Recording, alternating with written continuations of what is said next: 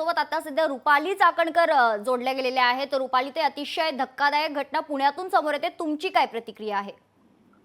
याच्यामध्ये काल सकाळी 6:15 दरम्यान स्वारगेट डेपोच्या आवारामध्ये ही घटना घडलेली आहे. याच्यामध्ये संबंधित तरुणीवरती अत्याचार झाल्यानंतर 9 वाजता संबंधित तरुणीने स्वारगेट पोलीस स्टेशन मध्ये तक्रार नोंदवली. याच्यामध्ये तातडीने याच्या सीसीटीव्हीचे फुटेज असतील किंवा जे काही मुलींनी वर्णन सांगितलं त्याच्या स्केचेस, फोटो गीत को मिला है तो मुझे डीसीपी मार्तना पाटील असतील, तपास अधिकारी पूनम पाटील असतील, या कालपासून अतिशय जलद गतीने या आरोपीचा तपास घेण्यासाठी 8 पथक तयार केलेले आहेत.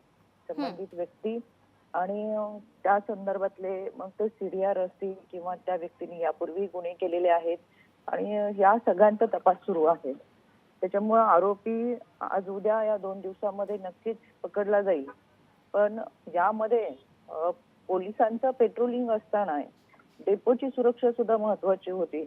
पण यामध्ये या मुलीच्या बाबत म्हणजे आता खरं तर अनोळखी व्यक्ती आपल्या बरोबर सीसीटीव्ही कॅमेऱ्याचे फुटेज पाहिल्यानंतर लक्षात येत आहे की अचानक अनोळखी मास्क लावून आलेला व्यक्ती आपल्या बरोबर बोलतोय आणि तो आपल्याला कुठेतरी घेऊन काहीतरी सांगत असताना या संबंधित तरुणींनी त्याच्याबरोबर जाणं खरं टाळायला हवं होतं.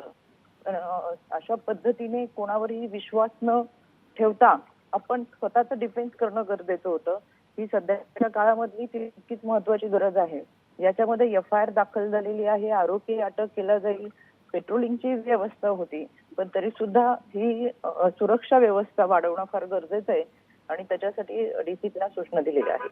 निश्चित. मात्र रुपालीताई, जसं आपण सांगितलं की स्वारगेट परिसर हा नेहमी बऱ्यापैकी वर्दळीचा परिसर आहे आणि अशा वर्दळीच्या परिसरात जर अशा घटना होत असतील तर अतिशय गंभीर परिस्थिती कुठेतरी राज्यात निर्माण होते का? याच्यामध्ये मी तेच सांगितलं, ज्या संबंधित तरुणीला तो आरोपी ज्यावेळेस येऊन माहिती विचारतोय आणि मी तुला फलटणच्या बसमध्ये जायचंय तर फलटणच्या बसमध्ये मी तुला घेऊन जातो, एखाद्या तरुणीला असा अनोळखी माणूस बोलत असताना सकाळच्या वेळेस 6:15 म्हणजे 5:45च्या वेळची एंट्री त्याच्यामध्ये दिसतीये. 6:15 दरम्यानची ही गोष्ट घडलेली आहे. याच्यामध्ये त्या तरुणीने खरं तर या माणसावर विश्वास न ठेवता स्वतः सतर्क राहायला हवं होतं आणि त्या माणसाच्या पाठीवर जाऊन त्या बस कोणती आहे त्या बसमध्ये घेऊन त्या माणसाने तिच्यावर अत्याचार केलेला आहे. पण अशा ह्याच्यामध्ये त्या मुलींनी सुद्धा आरडाओरडा करणं किंवा बाहेर पडल्यानंतर सुद्धा लगेचच शेजारी दुसरी बस लागलेली होती, तिथले ड्रायव्हर वगैरे तिथे उपस्थित होते.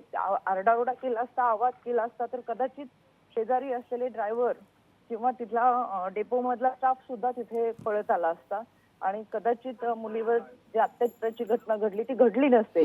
पण दुर्दैवाने त्या मुलीने अशा पद्धतीने खरं स्वतःला डिफेन्स करण्याच्या भूमिकेमध्ये का काही पाऊल उचललं नाही, हे जरा वेदनादायकच आहे.